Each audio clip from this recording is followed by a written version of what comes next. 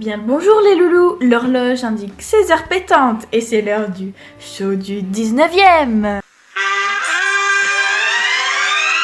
On se retrouve aujourd'hui en ce lundi 13 mars 1868 et c'est un jour bien particulier. C'est la 50e d'Alphonse. Félicitations, je vois que vous êtes un fidèle de l'émission, monsieur. D'ailleurs, accueillons-le sans plus attendre. Mesdames et messieurs, voici l'incontournable Alphonse Dodo.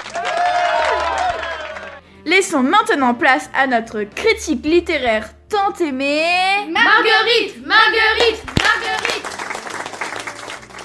Eh bien, je vois que notre public est au rendez-vous aujourd'hui. Pour les rares bêtas qui ne connaîtraient pas notre fabuleuse émission, je vais rappeler les principes fondamentaux de cette dernière. Le but de notre émission est de retrouver le petit canaille qui se cache derrière notre invité mystère d'aujourd'hui. Pour cela, nos deux compères Marguerite et Alphonse vont lui poser des questions auxquelles il répondra par oui ou par non. Si ces bougres d'âne n'arrivent pas à trouver, je leur donnerai un petit coup de pouce avec un indice. Une fois le mystère résolu, nous ferons rentrer notre fameuse crapule. On peut donc commencer le jeu. Invité mystère, êtes-vous prêt ? Oui. Top, c'est parti, vous pouvez poser vos questions. Sommes-nous en présence d'une femme? Non. Êtes-vous jeune, cher anonyme? Oui. 28 ans plus précisément. Vous êtes donc né en 1850? Mais non, espèce de nigo. Si tu savais compter, tu aurais trouvé 1840, Bécassine. Excuse-moi, monsieur le savant. Cessez vos enfantillages et soyons sérieux. Eh bien, mes chers auditeurs, cette date ne vous dit-elle rien ? Je suis sûre que vous pourrez trouver plus rapidement que nos deux coutumiers. Il est né à l'époque où Monsieur Napoléon Bonaparte attendait pour la deuxième fois de prendre le pouvoir. C'est une date importante pour la France. C'est exact, Alphonse, et c'est aussi la période du début de l'industrialisation. J'ai une nouvelle question pour notre invité mystère. Faites-vous partie, tout comme moi, du magnifique domaine de la littérature? Oui. Très bonne question, Marguerite. Pour être plus précis, notre invité est un homme de lettres. Avez-vous écrit l'excellente pièce de théâtre 11 jours de siège en collaboration avec Charles Wallu? Non. Vous ne faites donc pas partie du romantisme? Non. Faites-vous partie d'un courant littéraire particulier? Oui. Nos deux mémorialistes auraient-ils besoin d'un petit coup de pouce? Ce ne serait pas de refus. C'est l'indice numéro 1. Notre invité mystère est à la tête d'un courant littéraire précis. Mais oui, bien sûr, vous faites partie du mouvement littéraire esthétique qu'est le classicisme. Non. Zut alors, je pensais être sur le bon chemin. Le classicisme est un mouvement littéraire tellement sobre et raffiné. J'adore ce courant artistique et culturel. Vous l'aimez, mais ce n'est pas celui de notre invité, alors ne vous égarez pas. Peut-être qu'il appartient au domaine théâtral. Êtes-vous dramaturge? Non. Ça se rapproche, ça se rapproche. Je vais donner un indice à Marguerite qui, je trouve, a des difficultés à trouver l'énigme. C'est l'indice numéro 2. L'indice est « Il vient de sortir son premier roman ». Je sais, c'est Alphonse Daudet. Il vient tout juste de publier un roman appelé Le Petit Chose. D'ailleurs, je l'ai lu, il est excellent. L'histoire est celle de Daniel, un petit provençal pauvre et fragile, dont on suit le parcours semé d'embûches, d'une enfance difficile à une maturité douloureuse. Son roman se nomme Le Petit Chose, car ce n'est autre qu'un professeur qui le surnommait ainsi. Alphonse Daudet?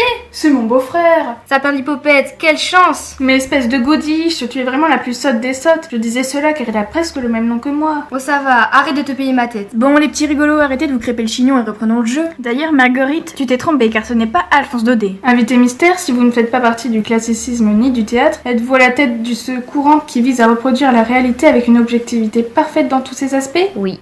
Oh, Alphonse, vous êtes sur la bonne voie. Je me rappelle plus du nom de ce courant. Le naturalisme. C'est exact, invité mystère, appartenez-vous au naturalisme? Oui. D'accord, donc si je résume toutes les informations sur cette mystérieuse personne, il fait partie du courant naturaliste, il est né en 1840 et il n'est pas du domaine théâtral. Ce ne peut qu'être qu'Émile Zola. Vous avez deviné l'invité mystère, Alphonse. Je vous demande d'applaudir comme il se doit l'admirable Émile Zola.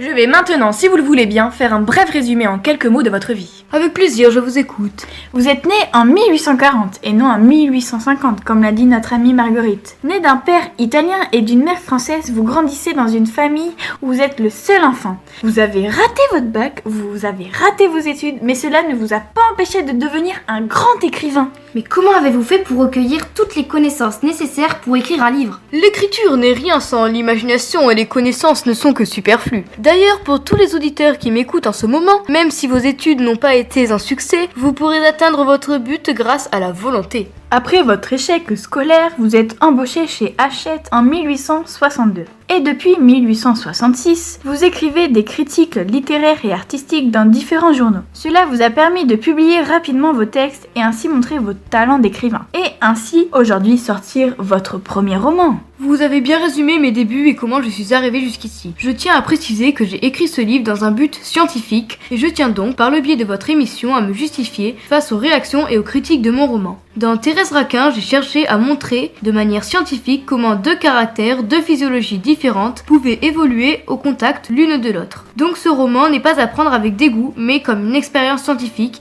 qui a pour but de vérifier l'hypothèse du déterminisme social. Qu'entendez-vous par déterminisme social ? Cela caractérise le fait que l'origine sociale d'une personne, son niveau de vie, son pays d'origine, conditionne son avenir, son métier ou sa réussite. Après toutes ces justifications, pouvez-vous résumer brièvement l'histoire pour nos auditeurs ? Ce livre parle donc d'amour passionnel mais difficile à gérer, car deux personnages entretiennent une liaison perturbée, périlleuse et adultérienne. Tout au long du livre, nous suivons l'évolution de cette relation qui tournera au drame. Merci Émile, nous recommandons à tous les amateurs de romans d'acheter ce livre qui a l'air passionnant et captivant. L'émission touche désormais à sa fin. Nous voulons remercier Alphonse et Marguerite pour leur bonne humeur.